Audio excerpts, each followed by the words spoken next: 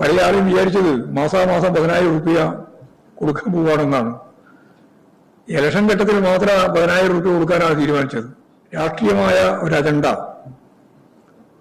Election കമ്മീഷനിലൂടെ കൈകാര്യം ചെയ്യാൻ ഞങ്ങൾക്കായി എന്നുള്ള പരസ്യ പ്രഖ്യാപനമാണ് ഇന്നലെ പ്രധാനമന്ത്രി നടത്തിയിട്ടുള്ളത്.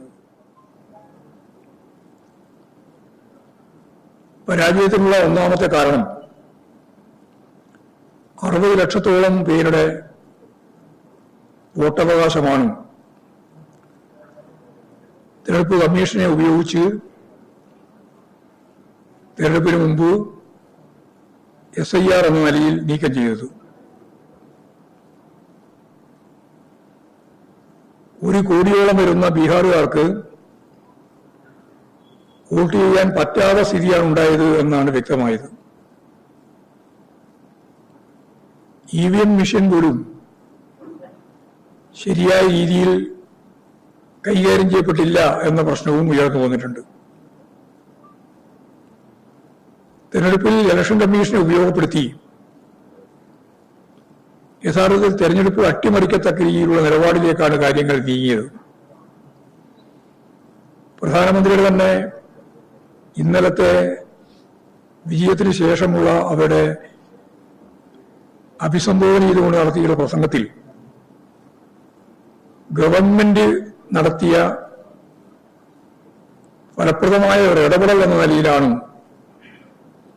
ഇലക്ഷൻ കമ്മീഷന്റെ പ്രവർത്തനത്തെ പോലും വിശകലനം ചെയ്തത്. രാഷ്ട്രീയമായ ഒരു അജണ്ട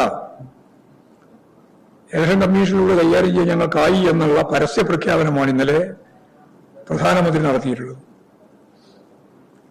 അങ്ങനെ ഇലക്ഷൻ കമ്മീഷനെ ദുരുപയോഗം ചെയ്തുകൊണ്ടാണ് അവിടെ വർഗീയ പ്രചരണങ്ങളും പണക്കൊഴുപ്പും അധികാര ദുർവിനിയോഗവും നടത്തിക്കൊണ്ട് ഈ നേട്ടം അവിടെ ഉണ്ടാക്കിയിട്ടുള്ളത് എന്നാണ് പൊതുവെ വിലയിരുത്തപ്പെട്ടത്. പെരുമാറ്റച്ചട്ടം നിലവിൽ വന്നതിന് ശേഷമാണ് 10,000 രൂപ ഏതാണ്ട് 1.5 കോടിയോളം വരുന്ന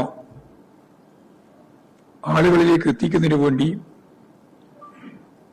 ഒരു പ്രാവശ്യം നമ്മുടെ തെരഞ്ഞെടുപ്പിന്റെ ഘട്ടത്തിൽ മാത്രം പഴയ ആളും വിചാരിച്ചത് മാസാമാസം 10,000 രൂപ കൊടുക്കാൻ പോവുകയാണെന്നാണ്.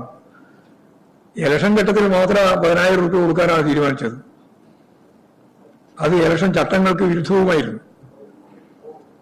മുമ്പ് ഇതുപോലെ തമിഴ്നാട് ഗവൺമെന്റ് ഈ നിലപാട് സ്വീകരിച്ചപ്പോൾ അംഗീകരിച്ചിട്ടില്ല, ഇലക്ഷൻ കമ്മീഷൻ അംഗീകരിച്ചിട്ടില്ല. ഇത് ഇലക്ഷൻ കമ്മീഷന് യാതൊരു പ്രയാസവുമില്ല. ഇലക്ഷൻ കമ്മീഷൻ അംഗീകരിച്ചു കൊടുക്കുന്ന നിലയാണ് സ്വീകരിച്ചത്. യഥാർത്ഥത്തിൽ ഗൗരവപൂർണമായ ഒരു ഉത്തരവാദിത്വം പ്രധാനപ്പെട്ട കക്ഷി എന്ന രീതിയിൽ കോൺഗ്രസ് സ്വീകരിച്ചിരുന്നുവെങ്കിൽ ചിത്രം മറ്റൊന്നാവുമായിരുന്നു എന്നുള്ള കാര്യത്തിൽ സംശയമില്ല. നിരവധി സീറ്റുകളിൽ കോൺഗ്രസ് വിമത സ്ഥാനാർത്ഥികളെയാണ് നിർത്തിയത്.